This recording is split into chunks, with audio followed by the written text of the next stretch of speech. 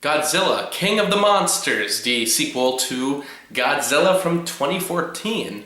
It's crazy to think that it's been 5 years for this sequel to finally come out. That's got to be a record for how long sequels take nowadays anyway. It seems like they either come out every 3 or 2 years. It was nice that this one actually took its time. Granted, there was Kong Skull Island, but that wasn't really a sequel. It's in the same universe to an extent.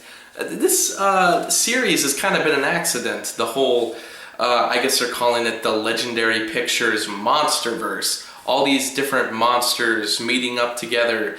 I don't think it was really planned. They did Godzilla mostly because they still had the rights to do one, and they thought, hey, let's give this a second try.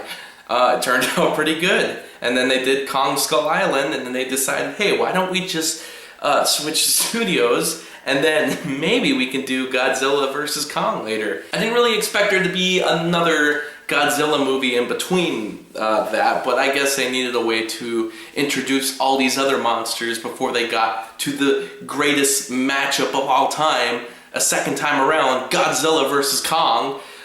So they needed to introduce King Ghidorah, Rodan, Mothra, and some other monsters here and there. And what you get is a big old monster bash. It's fighting, there's buildings getting destroyed, there's lots of, well, there's more colors in this one than there was in the 2014 one, but there's still darkness and yellow lightning and blue lights and lasers, and it's exactly what you would expect from a Godzilla movie. It's fun to a point. Thing is, a lot of everything else that goes on in the movie isn't too interesting. They have the human characters, which I'm not expecting much from. I think if you're going into a Godzilla movie expecting there to be a grand story involving the human characters, I don't really know why you're watching a Godzilla movie for then. It's really meant to just be a fun monster bash. If you need something that's a little more serious, just watch the original 1954 film.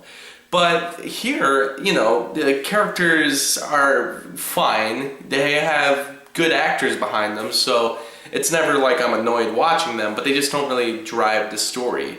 It's really there just to connect the action beats. The action beats are spectacular to look at. The effects are really good, especially when, specifically enough, when Godzilla turns.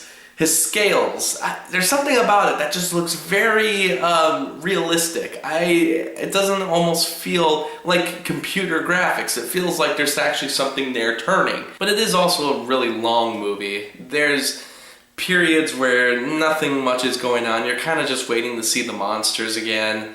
It does a lot of the traditional tropes you see in movies, like, hey, one of the monsters falls and we think that they're done, and then they return later. One of the people of the group decides to turn against everyone else. They all have their little moments, but it doesn't really add to much. It's really there just to see a bunch of monsters fight. That is what the movie's supposed to be. And for that, it succeeds. This movie is not like what Godzilla 2014 was, where they were trying to tell a story with characters and there was the monster on the side. It was like there was an attempt to make Godzilla more grounded again and give it a very meaningful story. But that's the thing, I didn't really eat up that story too much or get really involved in those characters. I would have rather have seen more Godzilla. And I think that was what a lot of people's complaint was. This time around, you get more Godzilla, you get more Rodan, King Ghidorah, you get Mothra, you get basically everything you want. You see destruction, you see battles, you see army guys throwing missiles at the monsters, and it's just a crazy movie. And it doesn't feel like a mess. It seems like they had some good creators behind this who knew exactly what people were expecting out of Godzilla.